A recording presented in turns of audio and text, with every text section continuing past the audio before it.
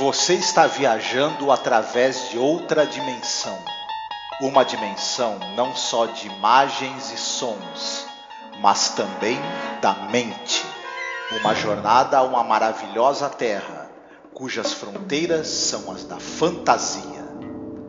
Há um sinal logo à frente, avisando que sua próxima parada será em Além da Imaginação.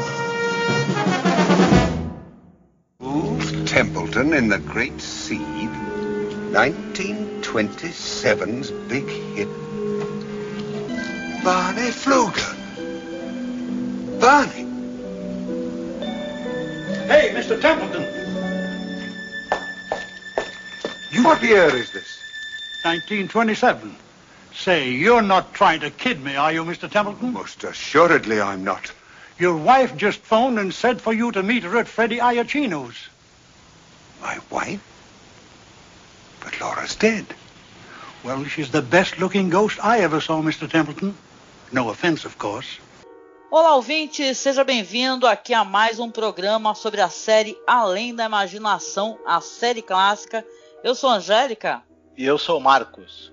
E hoje nós iremos falar sobre o episódio número 45, episódio também que é contado com o episódio 9 da segunda temporada, The Trouble with Templeton. Seria o quê? O problema com Templeton. Isso. Esse episódio, a gente tem esquecido de falar isso, né? A gente gosta de falar a data que ele foi ao ar, né? Ele foi ao ar originalmente em 9 de dezembro de 1960, pela CBS. Episódio aí, né, Marcos? Com um diretor do qual a gente já falou sobre ele, que é o Buzz Kulick. Sim, exatamente. Ele dirigiu o primeiro episódio dessa segunda temporada, por exemplo, King Nine Will Not Return, mas ele dirigiu vários episódios da série, acho que 9 episódios, se eu não me engano.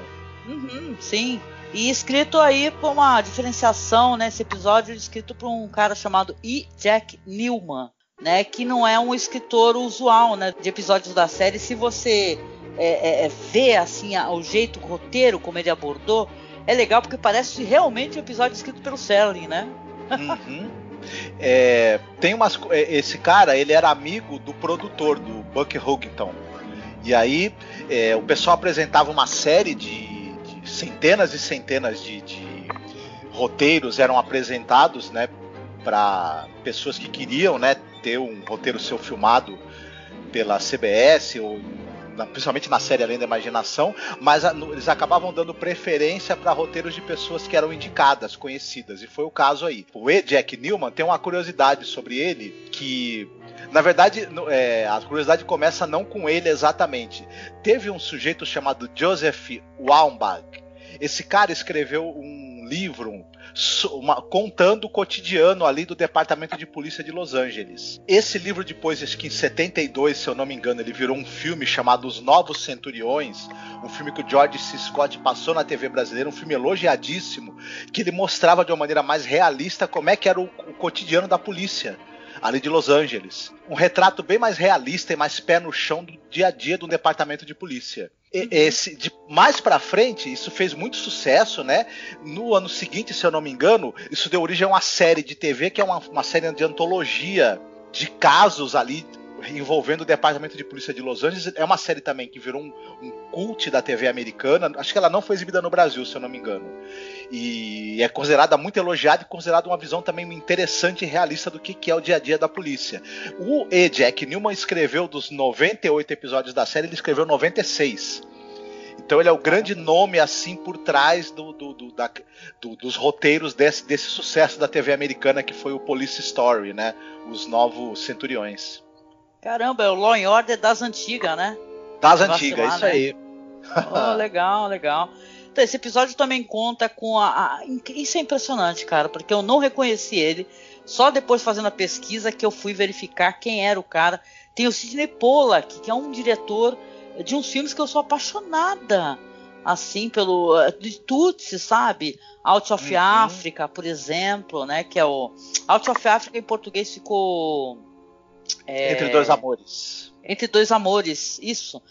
Gente, eu não reconheci o Sidney Pollack, ele tá novinho, né? Sem óculos. Sem óculos, e tá fazendo o papel de um diretor mandão no episódio. sabe? Uma coisa legal assim também que eu acho que é curioso assim pro ouvinte saber, que tem um ator assim que eu acho que ele é fundamental, que é o Brian Aherne, né? O episódio ele é muito calcado nele porque ele é o Sr. Templeton, né? Ele é um ator do cinema mudo, sabe? Um cara assim de filmes famosos, um ator que já recebeu indicação em Oscar para um filme de 39 chamado Juarez, né? Trabalhou no filme também de 46 chamado The Locket, I Confess, e ele é um cara excepcional, é muito tipo assim, depende muito dele, da atuação dele, o que a gente vai sentir, sabe?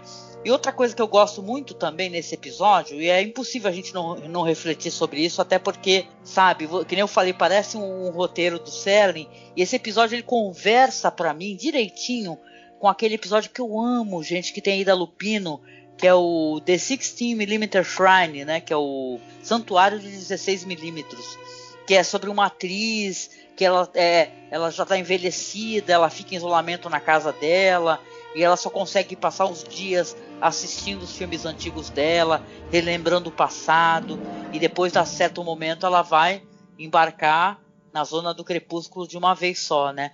Então, essa é uma história que ela tem um final, vamos colocar assim, um final feliz, para um final que você pode colocar assim, que seria meio trágico, já que é meio dúbio o final do Santuário de 16mm. Eu acho que ele dá uma reviravolta mesmo nessa questão e, tipo assim, mostra alguém dando a volta por cima. Gosto disso. A gente vai falar sobre. Exatamente. Esse ator, ele é engraçado que ele foi o Rei Arthur 2 vezes no cinema. No Lancelot, o Cavaleiro de Ferro, e antes disso no filme do Príncipe Valente. Olha, ele tem cara mesmo, né, de Rei Arthur. Tem um semblante de uma austeridade, ao mesmo tempo de uma leveza. Eu gosto do jeito como ele levou essa atuação, sabe? Mesmo assim. Também o episódio conta ali, como a gente está comentando aqui ainda sobre os atores, tem o Sidney Pollack, tem o David Willock, a Pippa Scott, que é uma atriz que ela também tem um papel muito legal nesse episódio, assim, e legal no sentido assim, ela tem um papel pequeno, mas pra mim é uma das cenas, que a gente vai falar sobre ela, que me mete um certo medo, sabe? Esse episódio, a intenção dele não é essa, de colocar medo em você, mas esse episódio, pra mim, dá um medo do que acontece na cena que ela participa. Entendeu? A gente vai falar sobre isso também. Essa atriz, ela esteve... Tem um episódio que é o Legado do Terror, The Legacy of Terror, da série de TV do Kolchak e os Demônios da Noite, que a gente falou em podcast nosso, inclusive, né? Sim, olha só, pra quem gosta de série clássica e do... Tipo assim, o avôzinho ali do Arquivo X... Pô, escute o nosso podcast que a gente falou sobre o Kolchak, né? Que é muito maneiro essa série divertida... Verdade. Não sabia realmente que ela tinha participado, né? Eu gostei da atriz, viu? Gostei bastante dela. E aí, a gente fala sobre a sinopse agora? Sim. Vamos à sinopse. Opa, hoje é meu dia de sinopse. Vamos lá. Então, vamos seguir ali a história do ator. Um ator já coroa, já velho, né? Que é um ator da Broadway chamado Buff Templeton. Ele tá lá na casa dele, se arrumando ali, né? Pra poder ir para um ensaio, e tá olhando pela janela e vendo a mulher dele ali com carinho ali e tal, troca de brincadeiras de afeto e tal, e ele até fala assim pro mordomo que entra, e fala, pô, a minha esposa não tem menor constrangimento, né, agora ela não tá nem escondendo, né, só que ele fala isso sem raiva, né, ele até comenta assim na fala dele, eu acho isso interessante, fala assim, um homem como eu, na idade que eu tenho, casando com uma moça tão mais nova, esperava o quê, né? Ele fala isso, né? Então ele vai lá seguir a vida e se arruma para poder ir pro ensaio. É levado ali você vê que é um cara bem sucedido, já é um cara que fez muito sucesso na Broadway, mora numa mansão e é levado ali pro ensaio. Só que quando ele chega lá e tal, primeiro ele encontra o cara ali que é o cara que é o financiador, né, da peça.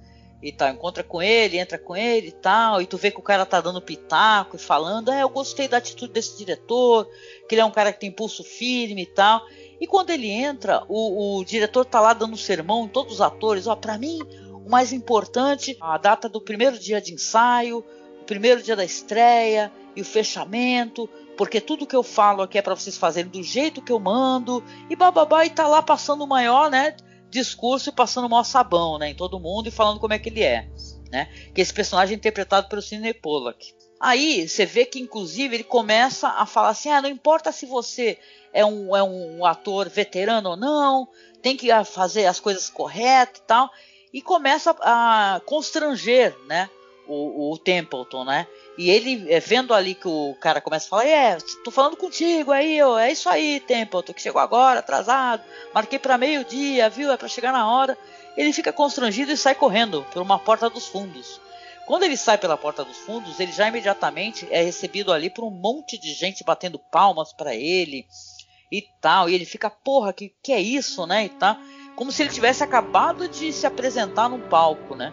Começa a andar, assim que ele desce, já tem um cara que ali também trabalha e tal. Você vê visivelmente que é um cara que também trabalha com teatro, um senhor, ali um assistente, e fala assim: olha, o senhor Templeton, a sua esposa está esperando o senhor ali numa pequena boate ali chamada Speak Easy, né? E ele fala assim, como assim minha esposa e tal? E ele olha ali para um pôster por perto, ele vê que o pôster é de 1927, de uma peça que ele participou, que é um grande sucesso na época, escrita por um colega dele, inclusive. Aí ele fala assim, como assim Speak Easy, minha esposa? Que você está falando? Não, a senhora Laura mandou. Laura? Mas a Laura está morta, né? Aí ele demora um pouco, fica meio incrédulo, mas ele realmente resolve ir para lá.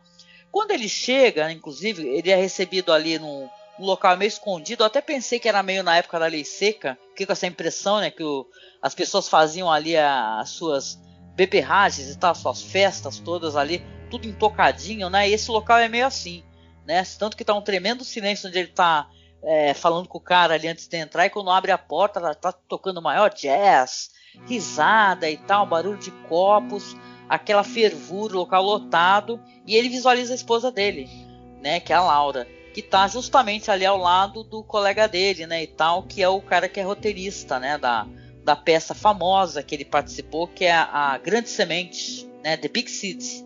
Aí ele chega lá e tal, nossa, super feliz, né, que tá revendo a esposa que já é falecida. Ele, um homem ali, veja bem, ele tá no passado, só que a aparência dele é a mesma. Ele começa a conversar com a esposa dele, tá, falando, Laura, eu te encontrei, que coisa maravilhosa, e tal. Aí ela vira para ele e fala assim, olha, o Templeton, já falei para você quando sair do palco, você tirar a maquiagem, né? Ele, que maquiagem, né? Eu tô velho mesmo e tal. Nossa, eu pensei que você tava morta. E você vê que eles ficam conversando ali, enquanto a mulher tá super contente, brincando, rindo, se abanando, o colega dele também, ele tá tentando de alguma maneira se conectar com eles e resgatar esse passado e inclusive explicar para a mulher dele o que está acontecendo, pelo que ele está passando, e os trajes dele, os veículos mesmo nas proximidades assim que ele sai.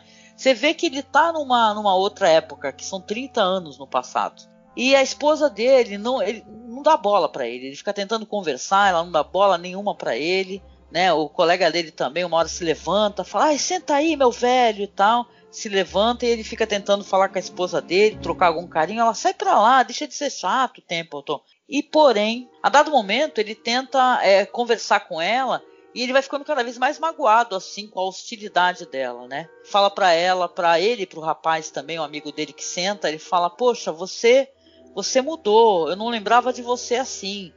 Aí ele falou, o que você esperava, né? Amigo dele falou, o que você esperava? Ela própria começa a dar risada da cara dele, né?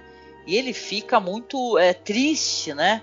Uma hora ela se levanta para dançar, ele tenta segurar ela para conversar com ela, não consegue, ela dá uma tapa na cara dele, ele resolve ir embora, né? Ele vai embora, abre a porta do bar. E essa cena especificamente, que eu queria até saber as tuas impressões, eu tô até me prolongando um pouco, para mim é uma cena assustadora, né? Essa cena quando ele sai do bar, porque tá todo aquele som, barulho de brindes e tal, pessoas dançando. Na hora que ele sai e tal do bar e mostra as pessoas, o som imediatamente para, as pessoas todas param para olhar a porta pela qual ele saiu, ela mesma se levanta e vai se fechando uma escuridão, entendeu? Para mim isso daí é uma coisa assustadora, é como se todos eles estivessem atuando, sabe? A gente vai ver que tem um motivo para isso, né, mais para frente. Eles desligaram a chave imediatamente, assim que o foco, né, do que eles estavam fazendo ali sai de cena, eles param e olham com um olhar inclusive estranhíssimo. O olhar dela é um olhar estranho, né? E tal. Então era tudo uma atuação, sabe? O que era? Que espaço era esse que ele adentrou? O que você acha, meu querido? Pois é, esse passado, no meu entender, eles só se movem quando ele está presente. Na hora que ele vai embora, eles ficam todos parados, porque esse passado só ganha a vida quando ele volta para lá. O passado já passou. E ele também não pertence mais àquilo, por isso que ele é tão mal recebido. É como se aquela cena tivesse sido montada e atuada para que as pessoas do passado dissessem para ele: cara, você está vivendo no passado, vivendo de lembranças e não está aproveitando sua vida no presente. Seu lugar não é aqui, já passou, vai viver sua vida. E é muito interessante. E a maneira da gente que o episódio usou para mostrar isso como uma encenação em que as pessoas, quando ele não está assistindo a encenação, param de atuar, foi muito interessante isso, mas muito mesmo, assim. É Achei um dos pontos assustador, altos, inclusive, sabe, no episódio. E para mim ficou uma impressão estranha, que como se eles estivessem presos, né? Essas personalidades do passado, elas também fossem prisioneiras, sabe? Naquele lugar, só aguardando ele entrar novamente para poder tentar resgatar o próprio passado e tal, um vislumbre do passado, para voltar a fazer alguma coisa e fingir que nada está acontecendo e que ele não tem a menor importância. Concordo muito contigo que parece um episódio daqueles que é para você fazer uma reflexão assim: olha, a gente tem muito isso, né? A gente está na faixa etária aqui quase chegando nos 50, né? E muita gente, inclusive isso daí para mim é até uma coisa, desculpa até me afastar do tema, mas isso é até uma coisa atual, que isso é levado assim para a questão do audiovisual, de produção, porque os anos 80 nunca estiveram tão famosos, né? Você vê produções como Stranger Things e tal, várias produções aqui. Stranger Things foi a primeira coisa que eu pensei, mas que querem resgatar toda essa música do passado, como é que era o pessoal se vestia. A gente viveu essa época, né, dos anos 80, eu, você, muitos amigos, e cara, não era toda essa Coca-Cola não, entendeu? Mas as pessoas têm toda essa nostalgia do passado, de ficar, nossa, meu passado era maravilhoso. Ele mesmo, Templeton, ele é um cara que ele tá hoje em dia mais idoso assim no casamento, frustrado, que a esposa trai ele sem ter a menor vergonha, não esconde isso de ninguém. Então ele ficava falando da Laura como se a Laura fosse a coisa mais incrível do mundo, só que a Laura dava a menor pelota para ele. E talvez na época, ele também sendo uma pessoa mais jovem e tal, fosse o zeitgeist da época, entendeu? Que, saca, ela é meio assim, a atenção dela é meio fluida, mas ele pouco se importa com isso, porque ele também tem a atenção diluída, né? Então, né, às vezes o que a gente imagina do nosso passado, que era maravilhoso, que era isso, que era aquilo, o nosso cérebro ele meio que oculta um monte de coisas que não eram legais e tal, que a gente não quer recordar, a gente só quer lembrar do melhor, né? As pessoas têm muito isso, né? Até se você for parar para pensar nesse conservadorismo absurdo, nessas falas das pessoas pedindo a volta de regime totalitário, seja aqui no Brasil, seja em qualquer lugar do mundo. Porra, meu, não é porque você não viveu uma época que você não vai se informar o que era você não ter direitos, você não ter sabe, você ter a tua liberdade cerceada, você sentir medo 100% do tempo. Então, sabe, isso é uma conversa assim muito, muito profunda. Assim, o episódio leva a esses questionamentos, né? A essas discussões, né, Marcos? Sim, essa coisa do voltar ao passado a qualquer custo, mesmo aquilo do passado que não era bom, né? Esse cara é mó barato, esse personagem, porque a esposa dele morreu com 25 anos, né? E aí o que acontece? Ele fica casando com mulheres que tinham a idade da esposa dele quando ela estava viva, para tentar, né? É uma coisa curiosa, ele não se liberta. Se a gente pensar que tanto a esposa quanto o amigo que ele encontra nessa volta que ele tem ao passado, eles estão mortos, é como se os mortos estivessem dizendo para ele, né? Vá viver sua vida, porque nós ficamos aqui, né? São dois, talvez, eles existem no subconsciente dele, né? É o subconsciente dele falando para ele mesmo: olha, deixa os mortos no passado e vá tentar viver sua vida do seu jeito. E é interessante como quando ele se liberta do passado, ele acaba percebendo que tudo que ele viveu dá para ele uma certa experiência e segurança. Ele deveria, na verdade, ser uma pessoa muito segura da profissão e do lugar dele, em vez de ser essa pessoa melancólica e frustrada. E é engraçado como tem essa mudança de atitude dele. quando ele resolve aceitar que ele tem que viver o que ele tem ainda de vida pela frente da melhor maneira possível. E, em vez de estar preso ao passado, usar o passado como experiência, como algo que ajude ele a ser mais seguro no presente. É muito bonito, eu acho, a mensagem que esse episódio tem, e ela é filmada, né? Ela é conduzida de uma maneira muito interessante, muito sensível, eu acho. Sim, é um episódio curto, né? E ele consegue ser certeiro assim no que ele quer abordar. Quando ele retorna, que ele vai retornar para o próprio templo, inclusive para o próprio espaço onde ele estava, né? Que ele vai ver o diretor ali conversando com o financiador da peça e tal, ele já está com uma outra postura, sabe, perante a vida e tal, que ele parecia um cara meio esquecido, meio desligado, esquecia o nome das pessoas, inclusive. Só que quando ele já chega, a primeira coisa que ele fala é pro cara que é o financiador e tal, que tá dando pitaco na peça e tudo, né?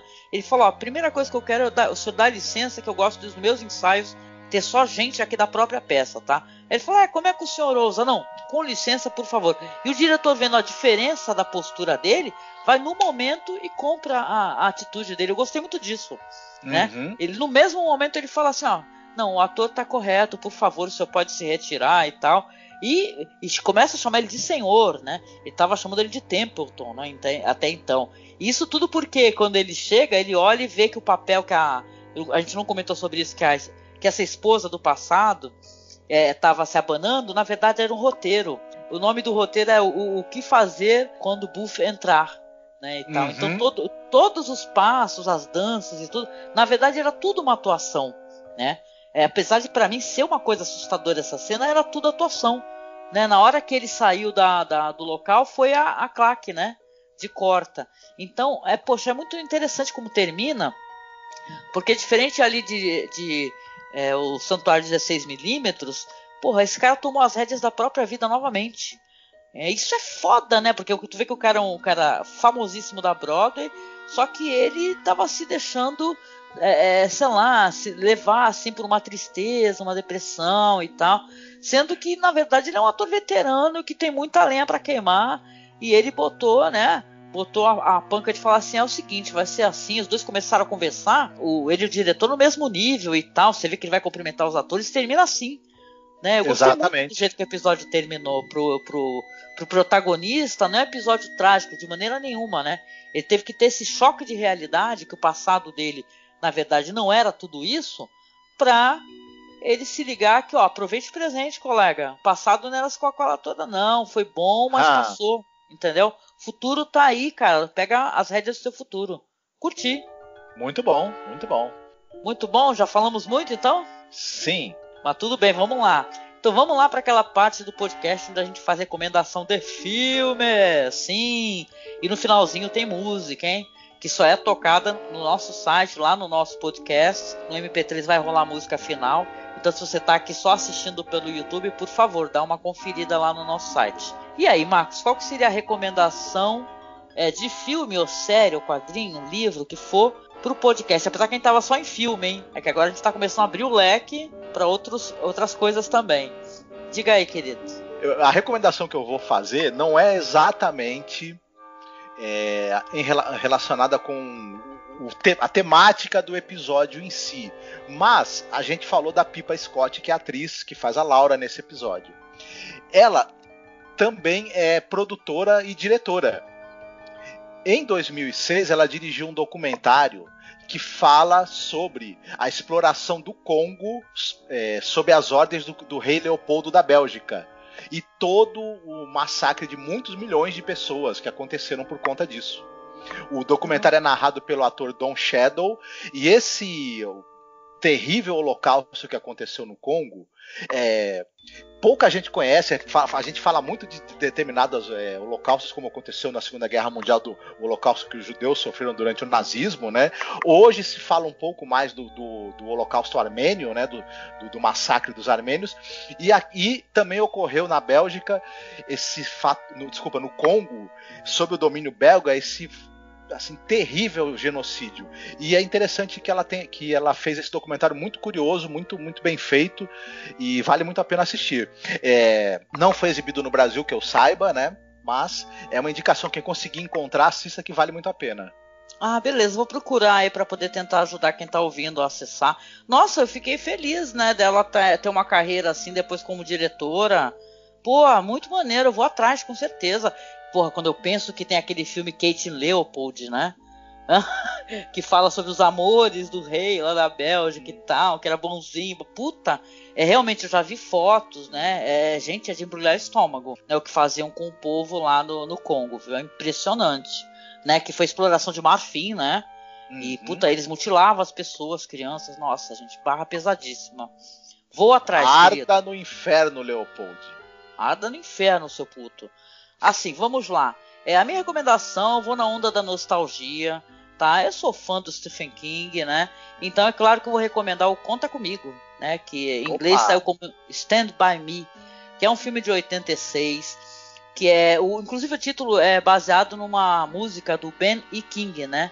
Que é uma música linda, né? And the Night, né? E é baseado num conto do Stephen King que saiu no 4 Estações, né, o Outono da Inocência, um conto chamado The Body, né, o corpo. Cara, esse filme é pura nostalgia, saudosismo, porque tem River Phoenix, Corey Feldman, né, tem o Kiefer Sutherland, né, bem mais novo, tem um monte de atores assim, é uma história muito bonita, assim. O King, ele trata histórias de amizade como ninguém, né, muito disso tem nos livros dele para quem acompanha, né. E aí, justamente, a história de uma galerinha ali, a criançada, que fica sabendo que tem um corpo em um local e vai ter toda essa aventura deles chegarem até lá para ver este corpo, né? Então, é uma história meio trágica, né? Porque o corpo é um corpo de um adolescente que está desaparecido há mais de 3 dias, né? Só que essa busca, né, vai se tornar, claro, uma aventura e uma jornada ali de autodescoberta, né? Que vai marcar para sempre. Por que eu falo de nostalgia? Porque tem um momento do filme que eles vão aparecer adultos, né? Isso aí é um flashback do passado, né? E é tão bonito, né? O King, ele gosta de tratar essas histórias de nostalgia. Eu lembro daquela minissérie dele, que não é todo mundo que assistiu, porque saía aqui no Brasil na Record, né? Mas é Golden Years, né? De 91. Eu lembro que eu assistia todas as minisséries baseadas em histórias do Stephen King, e eu gostava muito de Golden Years. E quando você vai atrás, né, uma vez eu fui reassistir, consegui baixar, pô, tem a Felicity Huffman na série, né, e tal. Ela não era nem tão famosa quando ela ficou depois em Desperate Housewives, ou mais agora ainda quando descobriram que ela fraudou, né, o sistema de entrada em faculdades americanas, e eu acho que ela tá presa, algo do gênero, pagou uma multa astronômica, né? Mas é muito legal, gente. Conta comigo, pra quem não assistiu, acho que fatalmente todo mundo assistiu, pô, mas vale cada segundo, sabe? É muito bonito, é uma história do King, assim, que todo mundo recorda, né? A pessoa às vezes nem é fã do Stephen King, mas conhece o filme. O filme é muito bonito. Esse filme é dirigido pelo Rob Reiner e é um dos caras que soube adaptar o King, porque ele dirigiu Louca Obsessão também, que é uma das melhores adaptações que tem no texto do King, né? Sim. Junto com Conta Comigo, e enfim, é o diretor também da Princesa Prometida, né? Do Harry e Sally feitos um pelo outro, feitos um para o outro, enfim. O cara dirigiu uns filmes aí muito badalados, né? Badalados. Sim. E tudo, e eu acho que ele é um dos caras que melhor soube adaptar o King, né? Junto com o Frank Darabont, por exemplo, ou o Brian De Palma, enfim. Ah, sim, não, esse cara tem um filme chamado The Story of Us, muito bonito, que é a história de um casal, assim. Eu gosto muito do Rob Reiner, né? Eu, sinceramente, faz tempo que eu não reassisto nada dele. E, pô, ele é do This Is Spinal Tap, que é simplesmente um dos maiores mockumentaries sobre rock and roll e mais famosos, assim, que existem, né? Que é um filme de 84. Então, pô, sei lá, o Conta Comigo é um filmaço. Outro cara que soube adaptar o King é o Frank Darabont, mas quem sabe um dia a gente fala mais sobre isso. De qualquer maneira, essa é a minha recomendação, né? E, poxa, chegando aqui ao final do podcast, cara, como tem sido bom conhecer, né, esses episódios assim. Eu não conhecia esse episódio, pra mim já entrou no meu top 10 com certeza. É um belíssimo episódio.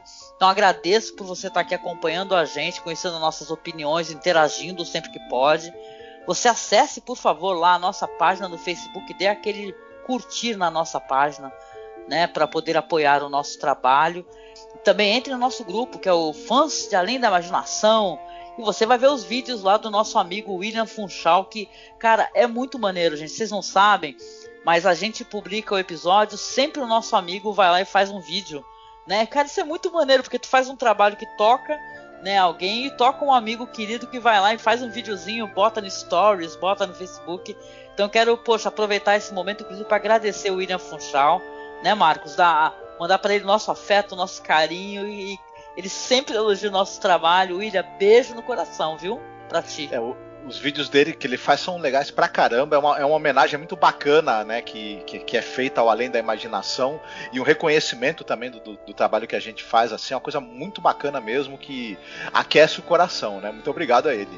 Poxa, muito, muito obrigado, gente. A gente fazer um podcast e a gente saber que a gente está tocando as pessoas, é por isso que a gente pede para você dar o feedback, sabe? Você conversar conosco aqui, dizer as suas opiniões, seja aqui no YouTube, seja nos comentários do site, porque é mó legal, é duro a gente parecer que tá falando para ninguém, né? E a gente sabe que sim, a gente tem um público, então interaja com a gente, sabe?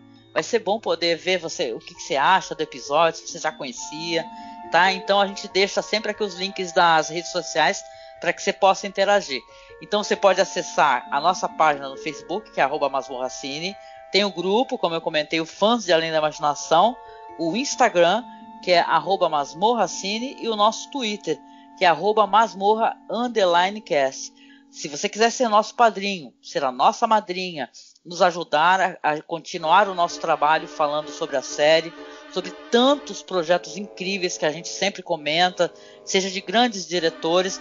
Aqui mencionando, a gente fez uns programas incríveis daquele diretor Zhang Yimou, tá? Quem gosta de cinema oriental, asiático, o Zhang Yimou é diretor, por exemplo, de Herói, Clã das Adagas Voadoras, Nenhum a Menos, filmes lindíssimos. A gente fez uma tremenda análise em 4 programas, então a gente comemorou o nosso aniversário, na verdade, alimentando mais informações sobre diretores incríveis. Então a gente convida sempre, vá lá no nosso site, que é masmorracine.com.br, e descubra lá o nosso trabalho, tá? Que é um trabalho que ele vai para além da série Além da Imaginação, né? Para além da Zona do Crepúsculo. E no finalzinho, né? Aqui no nosso programa, no áudio do podcast, né? Não no YouTube, a gente sempre deixa uma musiquinha, porque a musiquinha no final é legal, a gente ficar inventando paradas assim para as temporadas. Então dessa vez é minha vez de escolher. E eu escolhi uma música muito divertida, né? Eu gosto de Arnaldo Antunes, gente. Já escolhi o Pulsa Ainda Pulsa. E eu escolhi dessa vez uma música dele muito legal chamada Envelhecer, né? Que é de um álbum até recente do Arnaldo Antunes, que fala que, cara, que não tem essa não de ficar velho e tal. Tu tem que sacudir a poeira e mandar ver, cara. E curtir, e se libertar e não ter essa não. Assume a sua velhice, seja feliz, né? Estamos ficando velhos, né, Marcos? Então pra gente isso daí é legal, que é uma coisa de autoajuda. Não. De certa forma, sim. Não, e assim, a gente pode escolher viver numa nostalgia do passado e num eterno medo do que vai acontecer no futuro e perder o momento presente. Ou a gente pode usar o passado como um guia, como algo que nos dá experiência, que nos dá uma clareza para enxergar as coisas. A gente pode aproveitar o presente para tentar formatar agora um futuro melhor, né? É uma escolha que a gente tem, vamos, né? Exatamente, nada de ficar sonhando só com o passado não, galera. Vamos viver o presente, vamos melhorar inclusive o mundo para as futuras gerações, cara, não tem essa não. É isso. Então a gente deixa aqui um beijo forte e curta aí Arnaldo Antunes, Envelhecer. Beijo e até o próximo podcast. Envelheçam bem.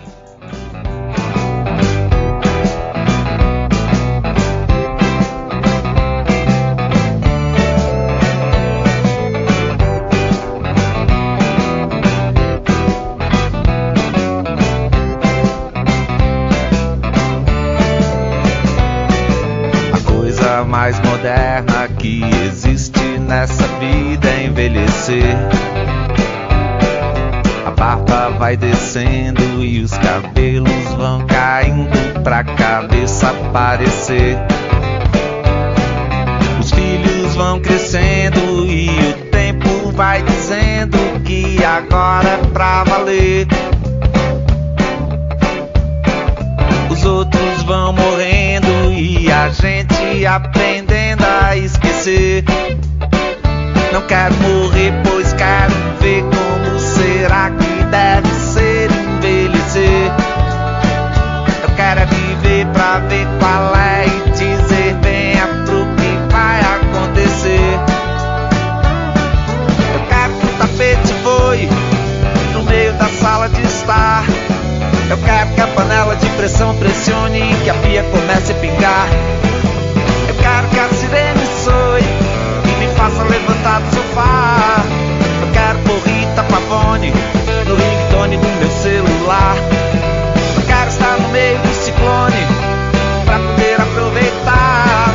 E quando eu esquecer meu próprio nome, que me chamem de velho Gagá.